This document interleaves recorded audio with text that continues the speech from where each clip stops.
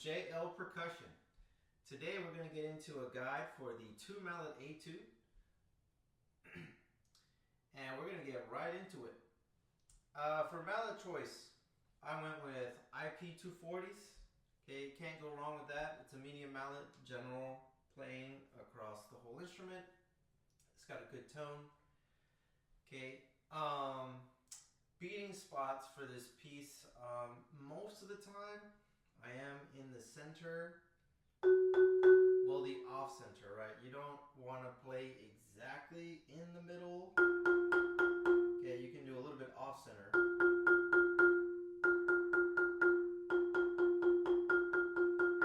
You want to be a little bit off center so the bar can resonate a little bit more freely. Okay. There are a few instances where I do decide to play on the edge of the bar for the accidental notes. And if you do decide to do that, just make sure that you split the mallet in half. Okay, pretend this was a blade, and if you played, it would cut that mallet right in half. Okay, if you try to put the whole mallet on the board, you might not get as full a tone as if you're cutting it right on the edge.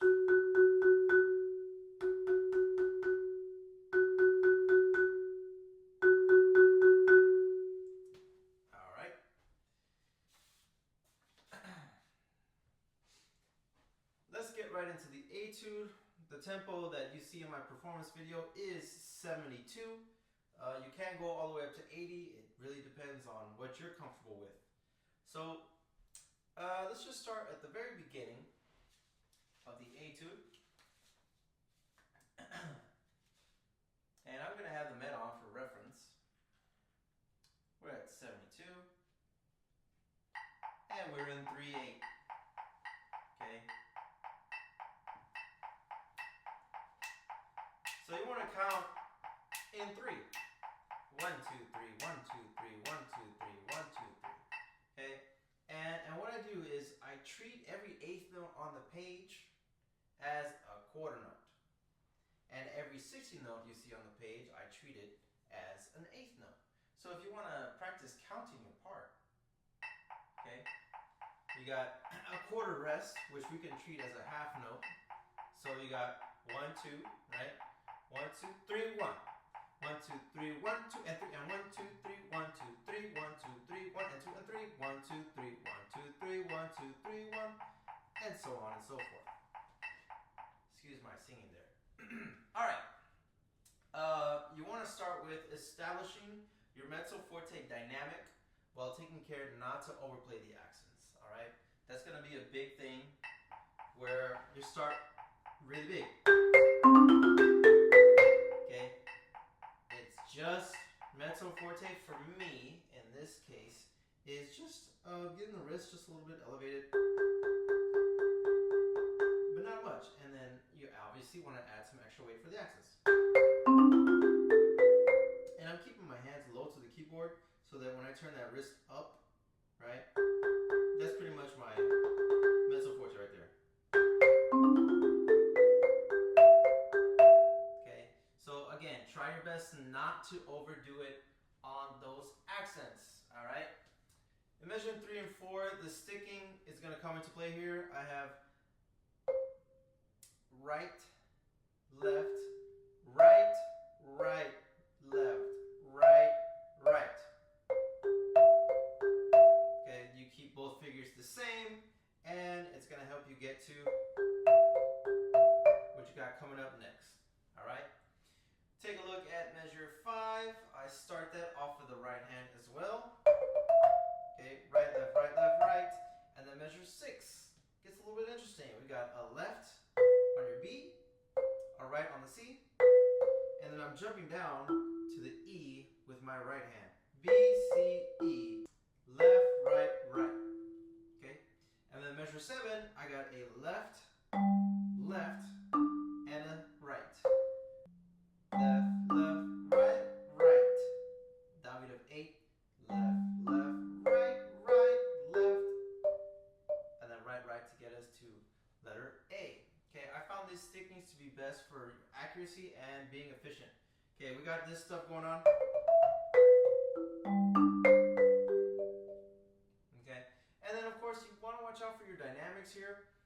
especially measure 7. We got this crescendo in just one bar. Okay, and you gotta decide where you're gonna peak. Is your loudest note going to be the C or the B? I think B could be a good one.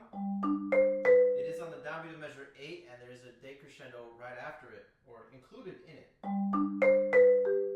Okay, and then it's very quick. By beat 3, you have to land on that D at piano. So not a lot of time. Okay, so if you're gonna get your B high, let's call it a forte. Your G can drop down to mezzo forte, mezzo piano, in between there, and then you gotta hit the piano with your D.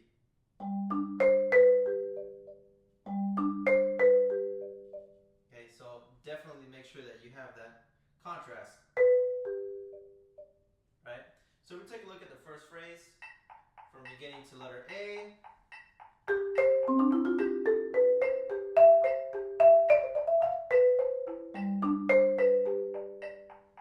Okay, and then be careful with measure 6. You got your accent, and that goes into a crescendo.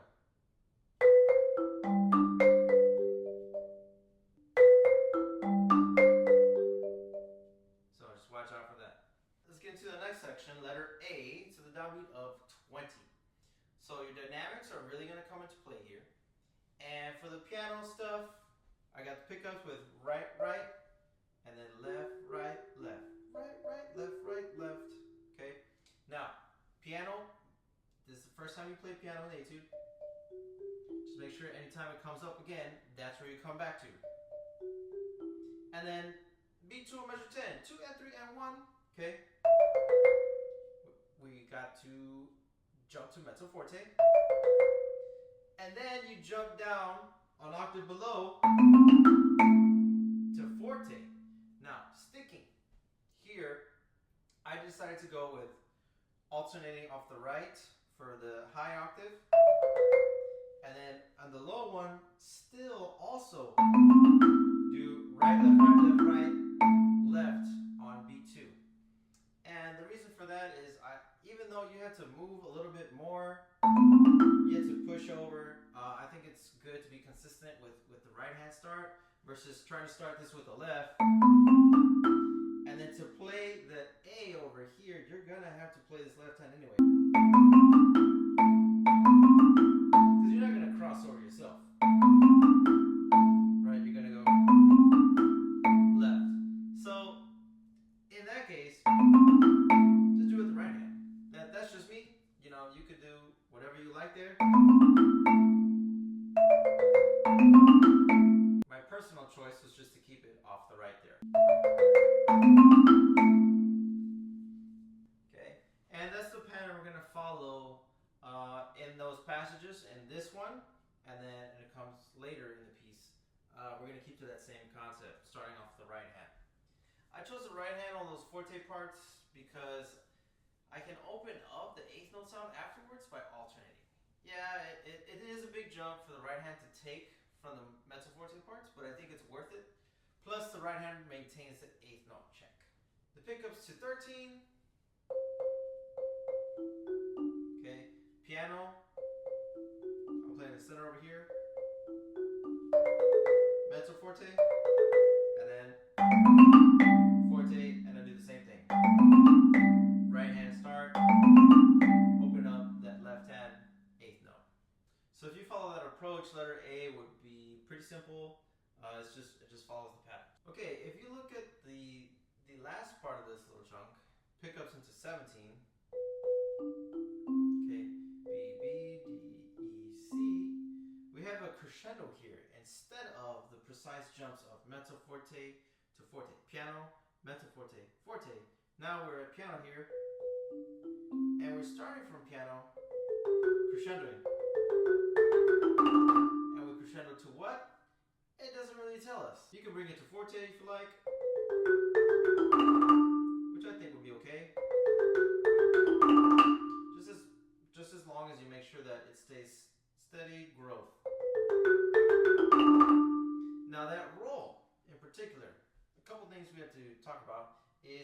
placement.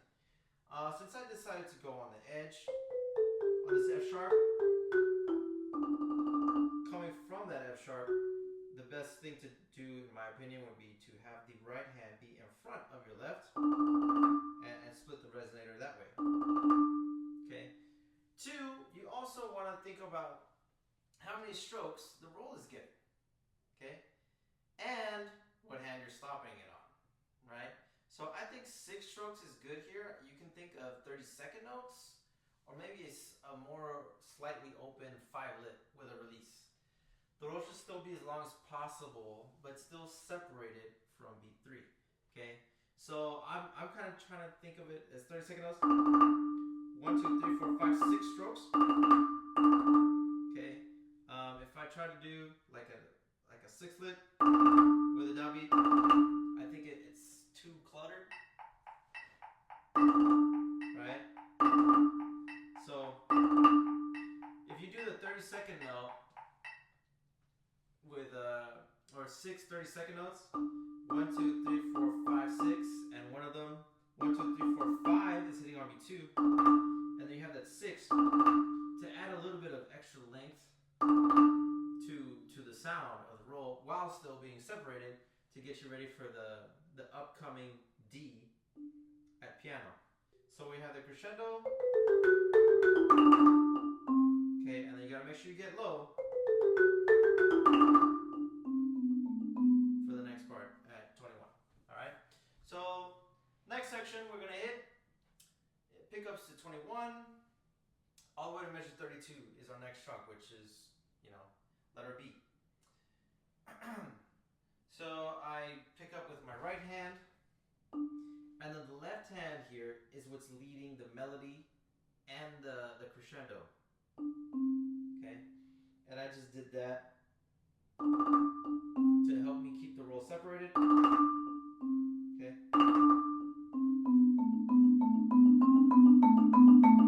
Okay, the left hand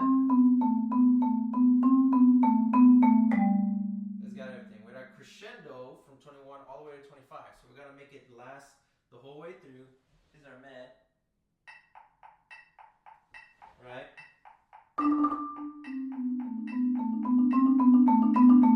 And here you reach mezzo forte. So you go back to what you had before, right? That's what you just got to. Then we have the double right here to get us to the downbeat of measure 25. Okay? And then it's the right hand that has the melody. And now you stay at mezzo forte for 4 bars though. Now you sit this F sharp, and that's when you start to crescendo for 3 bars. And you're supposed to land on forte. And the same approach to the roll. That 6 30-second note feel. But this time I have the right hand behind the left. Okay? And we're still releasing on the left hand. So that we have the separation from the A pickups to B. Okay? So if we start at pickups to 21, we'll pickups and 1, 2. Mezzo forte. Build here. And then we're into letter B. Okay. Letter B.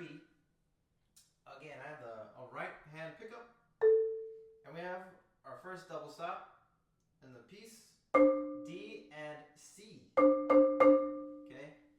Now, if you watch a cellist play this etude, I've found that this part right here, letter B, is one of the most intense sections in the piece. So I would make sure you bring it out nice and big. Another thing you'll want to watch out for when you're playing this passage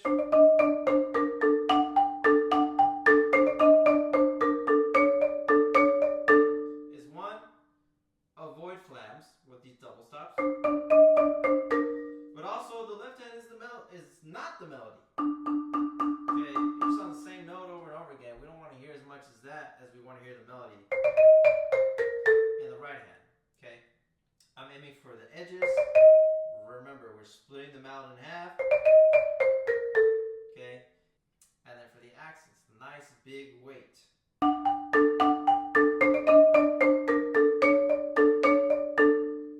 Okay, and of course you're doing these 3 notes in a row, 1 and 2, really quick, right? So you're gonna have to chop it out. Really get to that E flat, okay? But you also have to make sure the D is heard, getting to it in between. So make sure you do some 4s, because those are 3s. You want to get better at 3s? Practice 4s. Okay, and then the 3s will feel a lot easier. Alright, once we finish this passage, we drop down at 41 to piano, right? So we're coming off of this. This is forte. And then piano with an accent. But it should be a piano accent, not a forte accent. We don't want this. We want something more along the lines of. There's just a little bit of weight. So what I do here is I'm alternating off the left, left, right, left, right, left, right, left, right. Okay? And then it gets a little hairy here. I decided to start this part with the right hand. Okay? Now if you'll notice, I kind of have to move my hand a little bit over. The mallet is actually crossing perpendicular to the bars. Okay? So, okay, and on that B is where it's the most apparent. Okay, but I'm still aiming for the correct beating spot, even though the mallet changes. Okay. Maybe this is a little too detailed, but you see how the yarn travels in this direction? The wood grain travels in the same direction of the yarn here. If I flip it, now they're traveling in 2 different directions. So it might affect your sound a little bit, depending on what mallets you got. And your touch, of course. So try to compensate for that. And the good thing is, this is at piano. So it might not be that big a deal, it might not be heard as much, but some judges have some really sharp ears. So, but that's my solution to alternate this whole section. I tried experimenting with different doubles combinations, and I just found that I was the most accurate and most comfortable just alternating. Okay, so on the B, definitely have to reach over more. On the C, not as much. I'm not like this, because I do move my left hand back to hit this D on this side of the resonator instead of over here. You know, so you could experiment with what part of the resonator or the top edge or the bottom edge are you aiming for. Okay, so again, soft, alternate, and we are of course crescendoing through that, starting on the C. Okay, and then the next bar is all up. Alternating all the way down. Here, things change. We start decrescendoing. Double, double. And we have a slight retard. I'm a little under tempo here, but and we're starting here. Okay, and it should be a slight retard. Okay, it doesn't need to be super obvious, but it does have to be felt. For sure, it's just to mark the phrase, and that's according to the selector, Mr. Bobby Lopez, who did select this piece, and he does a little TMEA tip of the day here and there. Okay, so that was one of his main things. Don't make it a big deal. It's just to mark the phrase, and then you move on.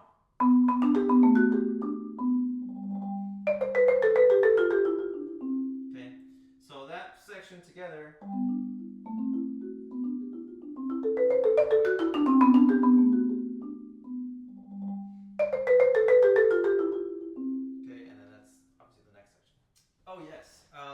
get back to measure 46, again, I messed with a bunch of different stickings here as well. We're also taking in mind the decrescendo. We're start off right, left, left, right, right. Now you do have to kind of be careful with the dynamics here on the doubles.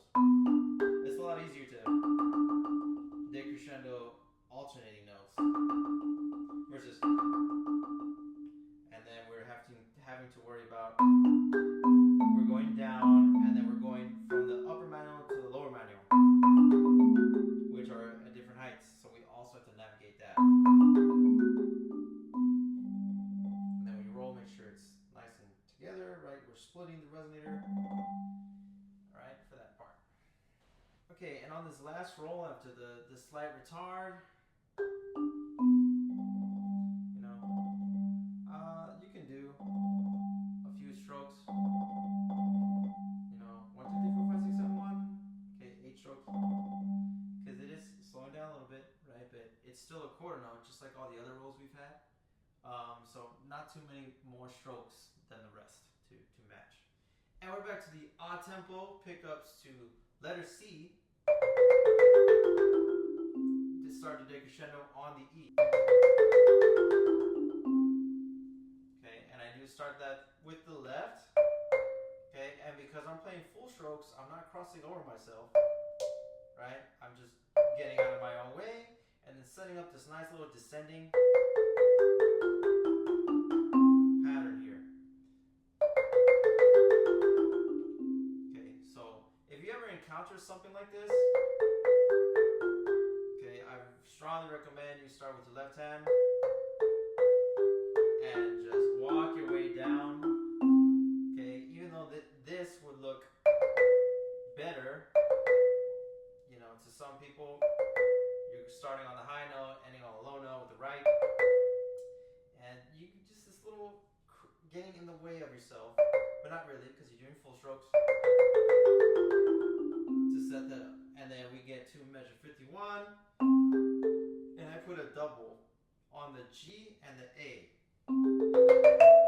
Okay, and lucky for us, that's at the start of the crescendo, so we don't need to get that much higher on that double, and we let the alternating notes at the end take care of that for us. Okay, 52, nice and big, and we get into 53. Here, the left hand is leading for the first 2 bars, all the way through, okay?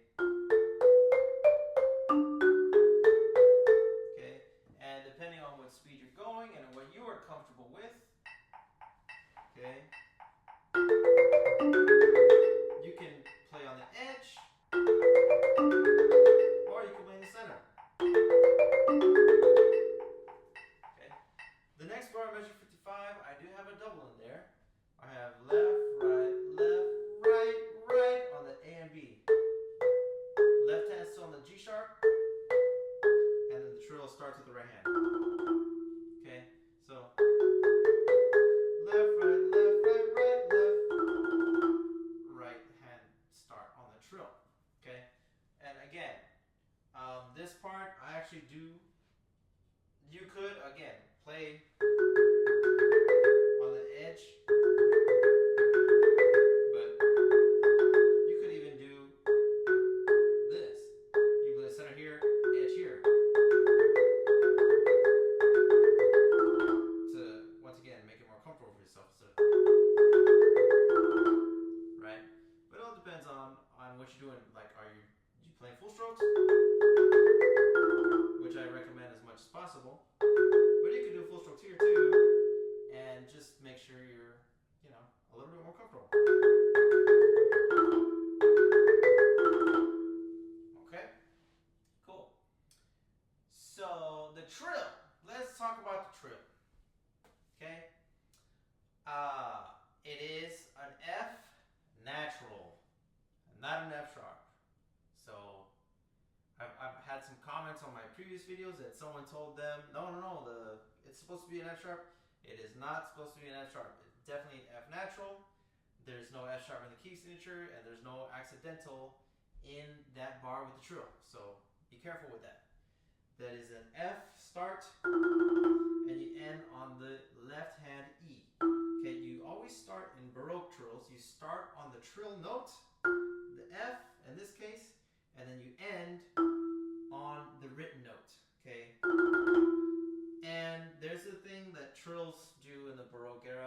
where they sometimes start a little bit slower than the rest of the trill. Some of you may remember last year that we had a trill, and I kind of did a rhythm of 2/16 and then two triplets, 2/16 triplets. So we go, okay. So you can, that kind of simulates a little bit of starting the trill a little wider and then closing it off. At this tempo, let's get into it here.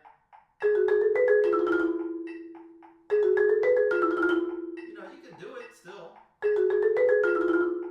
But I also think that playing just a regular kind of roll on the trill also can sound nice.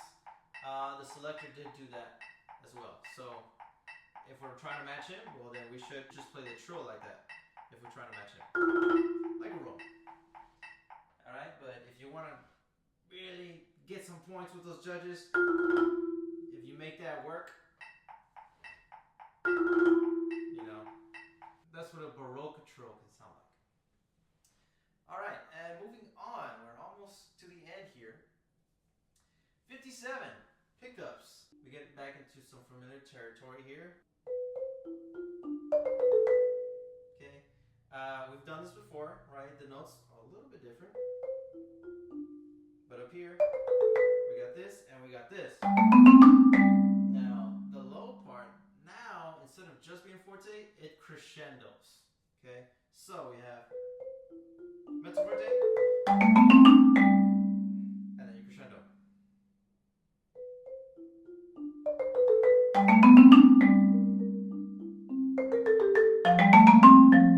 Okay, so make sure there's a difference this time. Don't just stay forte. Build it up. Okay, and then when you finish that forte crescendo, make sure the low note does stay where you ended. Don't drop it down. Okay? Wherever you landed on, land on that dynamic with that low note. On this one, right? And on this one. So next part, we are at piano, and I'm alternating it out off the right. Playing on the center. And then the crescendo starts on the B flat. Here, we're building up. But then by the time we get to here, at measure 67, we're already decrescendoing. So make sure we see that. So this G sharp should be louder than your roll at D. Same roll concept, the 30-second notes. And then we were at forte in pickups into 69. And I do a right here because I want to start those 60 notes with my left hand. Okay? So right, left, right is what I do to get to that C, which is the start of the retard. Okay? Once you hit that C, that's when you start to retard. Okay? And the reason I have that double sticking in there is so that I can do this. Right, left, right. Nice and comfortable. Okay? Descending thirds.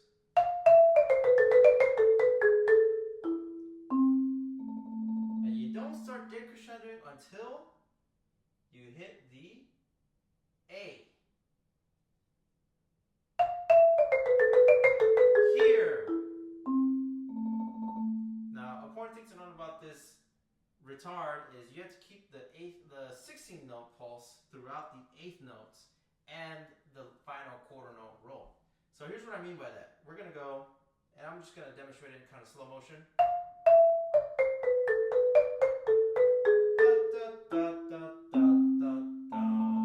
Okay, use that to lead your retard.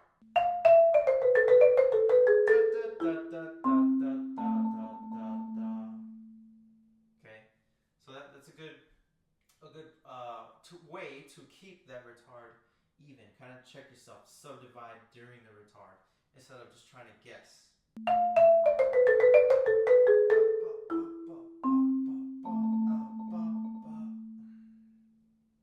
Okay, and then make sure that you give that roll 2 beats, right? 2 retarding beats, and that's it. All right, and that's basically it for this 2-melody etude. I hope this guide has been helpful for you. If you find any other tips that have been helpful to you, feel free to leave a comment below and share with the rest of us. Let me know if you have any other questions or if you'd like some help on a particular passage, measure, sticking, and I'll help you out as much as I can. So thank you for watching, and stay tuned for the upcoming guides.